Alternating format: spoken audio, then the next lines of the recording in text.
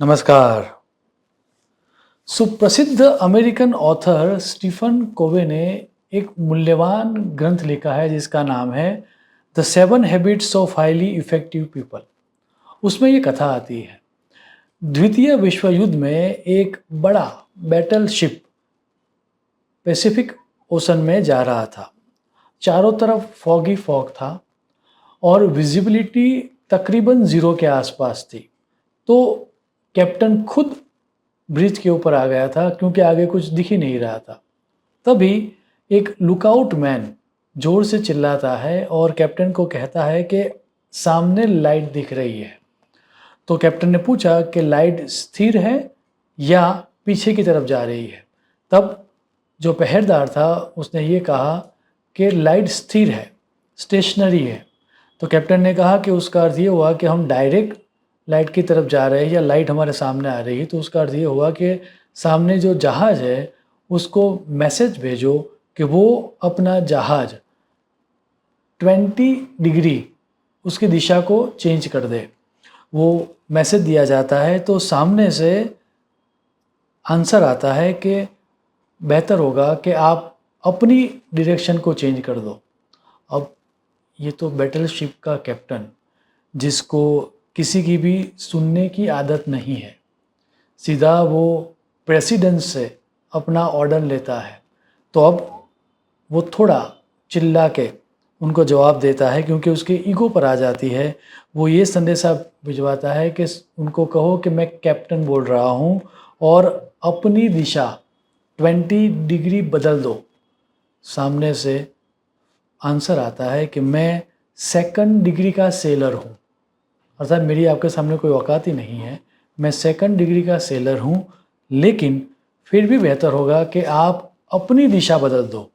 अब ये सुन के कैप्टन को बहुत गुस्सा आ जाता है।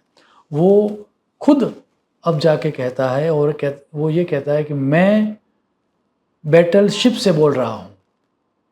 सामने से जवाब आता है, सर मैं लाइट हाउस से बोल रहा हूँ। आवाज़ सुनते ही हिस्ट्री ये कहती है कि युद्ध का जो जहाज़ था, बड़ा बैटलशिप था, वो अपनी डायरेक्शन को चेंज कर लेता है। हमारे जीवन में भी हमें मार्गदर्शन मिले उस तरह के कुछ लाइट हाउस होते हैं। इस संसार सागर में हम कहीं भटक ना जाए, कहीं हमारा एक्सीडेंट ना हो जाए, उसके कारण हमें दिशा निर्धारण करने के लिए या हमें दिशा सूचित करने के लिए कुछ एलिमेंट होते हैं। उस एलिमेंट को ही शास्त्रों में गुरु कहा गया है। जैसे उस स्टोरी में लाइट हाउस चेंज नहीं हो सकता, लाइट हाउस तो स्थिर ही रहेगा। युद्ध जहाज को या फिर बैटलशिप को अपनी डायरेक्शन चेंज करनी होगी। इन अ वेरी सेम वे हमारे जीवन में भी हमें मार्गदर्शन मिले, उसके लिए कुछ लाइट हाउस होते हैं। वही लाइट हाउस को शास्त्रों में गुरु कहा गया है। और इसी कारण से हनुमान चालीसा की जो शुरुआत है, तुलसीदास जी प्रथम दोहे में गुरु वंदना से करते हैं। पहले हम दोहे के प्रत्येक शब्द का अर्थ समझेंगे और उसके बाद पूरा अर्थ समझेंगे और उसके बाद उस अर्थ के पीछे जो गहन सीक्रेट मीनिंग छुपा हुआ है वह देखेंगे। सर्वप्रथम आता है, श्री गुरु चरण सरोज रज निज मन मुकुर सुधार, बरनौ रघुवर बिमल जशु जो दायक फलचार। यहाँ पर तुलसीदास जी ने शुरुआत की है श्री से। अब श्री के कई अर्थ दिए गए हैं। पहला अर्थ ये भी शास्त्रकारों ने कहा कि वह मंगलवाचक है, या फिर जब किसी को सम्मान देना हो, यदि आपको मुझे सम्मान देना है तो आप मुझे कहोगे श्री आशीष मेहता। वैसे ही गुरु को सम्मान देने के लिए आगे श्री लगा दिया। कुछ विद्वानों का ये कहता है क्योंकि श्री का अर्थ लक्ष्मी भी है, तो श्री कहकर यहाँ पर सर्वप्रथम वंदना फेमिनाइन एनर्जी या सीता मैया की गई है। तो बहुत सारे अर्थ श्री के कहे गए, लेकिन जो अर्थ यहाँ पर पूरी तरह से हम ले सकते हैं वो अर्थ है आइदर मंगल सूचक या सम्मान सूचक। फिर गुरु का अर्थ तो गुरु ही है, चरण का अर्थ है पैर, सरोज का अर्थ है कमल, रज का अर्थ है धूल, निज अर्थात खुद का, मन अर्थात मन, मुकुर का अर्थ है दर्पण, मिरर, सुधार का अर्थ है स्वच्छ करना या साफ करना, बरनऊ का अर्थ है वर्णित करता हूँ, डिस्क्राइब करता हूँ, रघुवर अर्थात रघुवंश में श्रेष्ठ श्री राम, विमल अर्थात स्पॉटलेस निर्मल, जश अर्थात यश और कीर्ति, दायक अर्थात देने वाला, और फल चार अर्थात चार तरह के फल देने वाला। अब पूरे सभी अर्थों को यदि हम मिला दें तो अर्थ ये आता है कि श्री गुरु के चरण रूपी कमल की धूल से मेरे मन रूपी दर्पण को साफ करके राम जी का निर्मल यश मैं वर्णित करता हूँ, जो चार तरह के फल देता है। अब दोहे के पीछे का जो रहस्य है वो समझते हैं। अब क्यों गुरु को इतना महत्व दिया गया, वह समझने के लिए हमें तुलसीदास जी के जीवन में ही घटित हुई एक घटना के बारे में देखना होगा। हुआ यूं कि चित्रकूट के धाम पर तुलसीदास जी चंदन घिस रहे थे। प्रभु विरह में उनकी आंखों से आंसू बह रहे थे और उनका ये दुख देखकर स्वयं राम जी एक बालक का रूप लेकर उनके सामने आते हैं और वो कहते हैं, महाराज जी मुझे चंदन दीजिए। अब ऑलरेडी तुलसीदास जी विरह में डूबे हुए थे, थोड़े दुख में थे, तो वो अटेंशन नहीं देते। बार बार जब बालक पूछता है तब तुलसीदास जी थोड़ा इरिटेट होके ये बताते हैं कि पहले से काफ़ी परेशान है और क्यों परेशान कर रहे हो। तब बालक ये जवाब देता है कि चंदन ही तो मांगा है, दे दो चंदन। तुलसीदास जी ये कहते हैं और भी तो लोग हैं, उनसे मांग लो, मुझे बख्श दो। अब राम जी ये सोचते कि यदि मैं आज चला गया तो ये तो रो रो के मर जाएगा। तो अब बात को और आगे बढ़ाने के लिए राम जी जो कि बाल स्वरूप थे वो ये पूछते हैं कि अच्छा चलो जैसी तुम्हारी इच्छा, चंदन मत दो, लेकिन बताओ तो सही इतना रो क्यों रहे हो, क्या कुछ खो गया है तुम्हारा। तब तुलसीदास जी कहते हैं कि यस, मेरे प्रभु मुझे नहीं मिल रहे, इसीलिए मैं रो रहा हूँ। तो बालक बात को और लंबाते हुए ये कहते हैं कि तो उसका अर्थ तो ये हुआ कि तू इतनी पीड़ा में हो, आप इतना रो रहे हो, लेकिन फिर भी यदि आपका ईश्वर या आपका प्रभु आपको मिलने नहीं आता, उसका अर्थ तो ये हुआ कि काफ़ी कठोर हृदय का वो होना चाहिए। इतना सुनते ही तुलसीदास जी उस बालक के मुंह पर अपना हाथ रख देते हैं और जोर से रोकर कहते हैं कि ऐसा मत कहो, वो तो करुणा निधान है, मेरा ही दुर्भाग्य है कि मुझे वो नहीं दिखते हैं। इतिहास ये कहता है, संत साहित्य ये कहता है, कितना सुना ही था कि वहाँ पर एक तोते की आवाज़ आती है और ये आवाज़ ये आती है, श्री रघुवीर खड़े है सन्मुख, तुलसी तू क्यों रोता।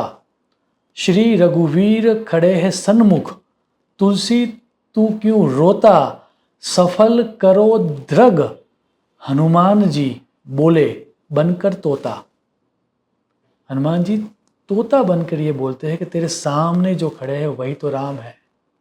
और फिर आगे का जो दोहा है वो तो बड़ा प्रसिद्ध है, हम सब ने सुना ही होगा, चित्रकूट के घाट पर भई संतन की भीड़, तुलसीदास चंदन घिसे तिलक देत रघुवीर। ये है महत्व गुरु का। जो चाहिए वैसा ईश्वर सामने भी खड़ा हो तो भी नहीं दिखता जब तक गुरु मार्गदर्शन न दे दे, गाइड न कर दे। इसीलिए हनुमान जी जो कि तुलसीदास जी के गुरु है, उनकी वंदना हनुमान चालीसा से प्रारंभ होती है, श्री गुरु। अब तुलसीदास जी के जो गुरु है वह हनुमान जी है। अब गुरु पूजा करनी तो है, लेकिन गुरु पूजा करने के बाद उस गुरु पूजा से हमें करना क्या है, उसका पर्पस क्या है। तो तुलसीदास जी आगे के चरण में लिखते हैं, श्री गुरु चरण सरोज रज निज मन मुकुर सुधार, अर्थात मेरे मन रूपी दर्पण को साफ करना है। अब ये सुन के समझ ये प्रश्न जगता है कि मन रूपी दर्पण को साफ क्यों करना है। तो मन रूपी दर्पण को साफ करने से क्या मिलेगा, वो समझने के लिए हमें पुरुषार्थ सिद्धांत को समझना होगा।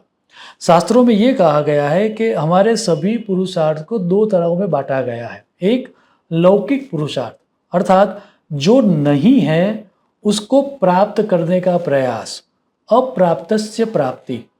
हमारे पास कुछ नहीं है और हमें चाहिए, उसका जो प्रयास है वह है लौकिक पुरुषार्थ।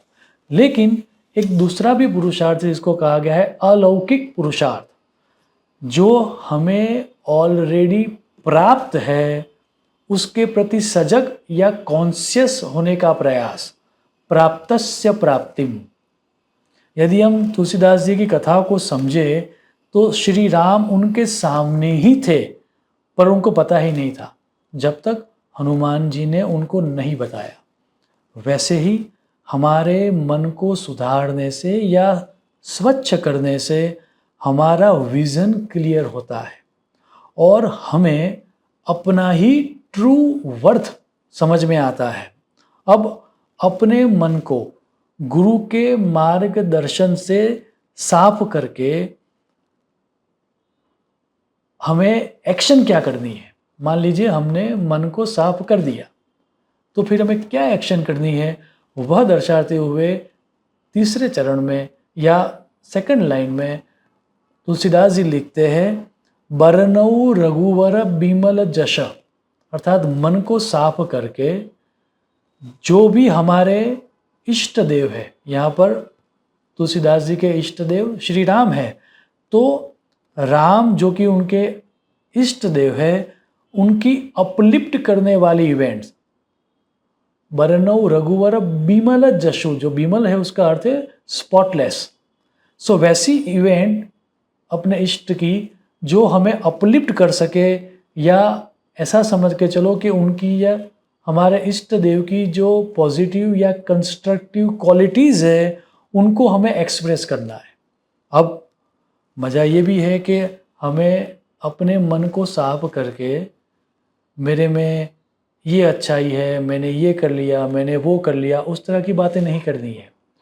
जिनको हम इष्ट मानते हैं, जिसको हम देव मानते हैं, वैसी पॉजिटिव और कंस्ट्रक्टिव एनर्जीज़ को, जो अच्छा काम उन्होंने किया है या उनकी जो अच्छी क्वालिटीज़ है उनके बारे में बात करनी है। अच्छा, प्रश्न ये भी जगेगा कि उनके बारे में या एक तरह से श्री राम का गुणगान गाने से हमें क्या मिलेगा। तो श्री राम के गुणगान गाने से या फिर आपके इष्ट देव के गुणगान गाने की फ्रीक्वेंसी को ऑन करने से हमें चारों तरह के पुरुषार्थ में सफलता मिलती है। और इसीलिए चौथे चरण में ये कहा गया, जो दायक फल चार। ये हमारे चारों तरह के पुरुषार्थ अर्थात धर्म, अर्थ, काम और मोक्ष, अर्थात हमारे सभी तरह के पुरुषार्थ में हमें सफलता मिले, उसके लिए हमें ये करना है। अब यदि मैं मॉडर्न कॉन्टेक्स्ट में सिर्फ 2 लाइन में इस दोहे के बारे में बात करूँ तो हमें ये करना है कि फर्स्ट एंड फॉरमोस्ट हमें गाइड करने वाले हमारे गुरु या मेंटर की एडवाइस सुन के हमें इनर ट्रांसफॉर्मेशन लाना है। ये इनर ट्रांसफॉर्मेशन लाके हमारी माइंड की पैटर्न को रेक्टिफाई करके जिस तत्व में या जिस हायर पावर में हम बिलीव करते हैं उनकी पॉजिटिव या कंस्ट्रक्टिव पावर के बारे में हमें बात करनी है या हमें अटेंशन देना है। ऐसा करने से वो जो हायर पावर है उस हायर पावर की फ्रीक्वेंसी के साथ हमारा एक कनेक्शन एस्टैब्लिश होगा, और जैसा ही हमारा कनेक्शन उस हायर पावर के साथ एस्टैब्लिश होगा, हमें हमारे जीवन में जो भी चाहिए वो हमें प्राप्त हो जाएगा। जो हमें प्राप्त नहीं है वो हमें प्राप्त करना है, या जो ऑलरेडी प्राप्त है उसके बारे में हमें जानना है, इन दोनों तरह के प्रयासों में हमें सफलता मिलेगी, ये इस दोहे का अर्थ है। हम सब ये करने में सक्सेसफुल हो, ऐसी ईश्वर को प्रार्थना करते हुए मेरी वाणी को मैं विराम दूंगा। शुभम भवतु। प्रणाम।